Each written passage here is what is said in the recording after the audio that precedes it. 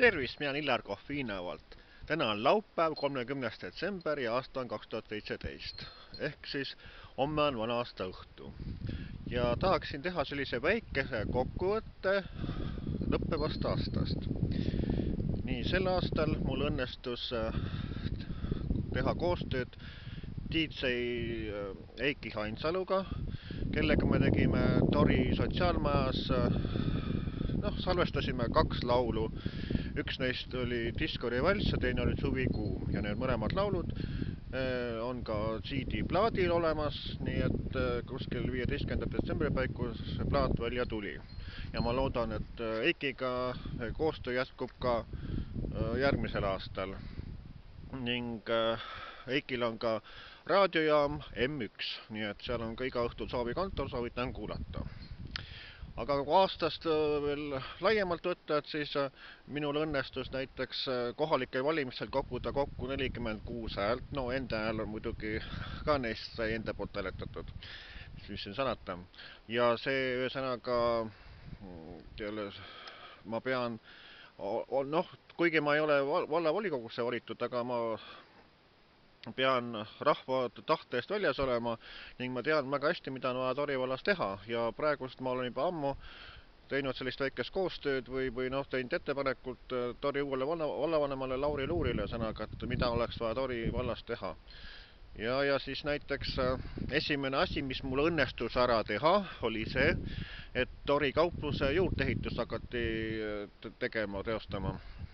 Et see juurdeehitusega see seisis mingi 7 aastat ja see seisis kõik selle taga kinni, et Muinsuskaitseamet ja Tori kiriku tegelane Jüri Kask olid mingisuguse, ma ei tea, mis sepitsusega teinud, et Jüri Kasele ei meeldi see, et kui Tori kauplus juurdeehitus saab, et see rikub mingisuguse kiriku vaate ära. Aga mina lõin ikkagi selle Muinsuskaitseameti lõin rusika lauale nii-öelda ja siis see Nele Rent, see Pärnumaa Muinsuskaitseameti juhataja, see siis kooskõlastas selle leping ära, et Tori kauplus juurdeehitus sai nagu alguse ja nüüd see asi teoks tehakse. Ja samamoodi ma tahaks, et ka Toris bussijaama juures asuv Kemmerk korda saaks korralikult.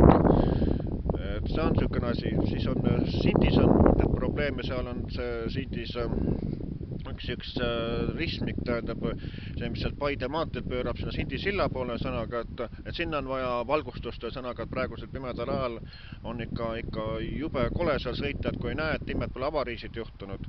Ja siis samuti on Vahta tänava bussipeatuse juures, kus elab ka näiteks Maarja Raab, on seal selline koht, kus on see 70 kiiruse märk, aga seal peaks olema 50 kiiruse märk, et inimesed saaksid üle tee korralikult minna, et loomad ei jääks auto alla, et kui ka auto sõidab kiiremini, siis kui mingi loom ette jookseb, et siis ei jõua auto pidurdada, see peaks olema 50 märk ja samas peaks olema ka seal üle tee selline vöötrada või zebra ülekäigurada, et inimesed saaksid sealt üle tee korralikult minna, aga mitte, et peaks minema poole tee peal, see mingi saarekse peal siis ootama, et kuni jälle on võimalus üle tee minna, et seal oli kunagi see ülekäigurada olnud, aga miskipärast oli see ära likvideeritud sealt, nii et see tuleks uuesti teoks teha või et uuesti maha panna.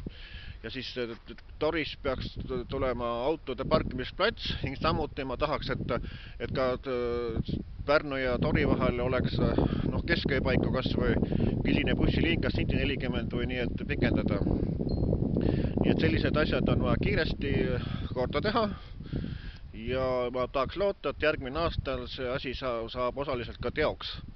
Nii et soovin teil kõigile head aasta lõppu ja head 2018. aastat. Mina olen Illar Kohv Viinavalt.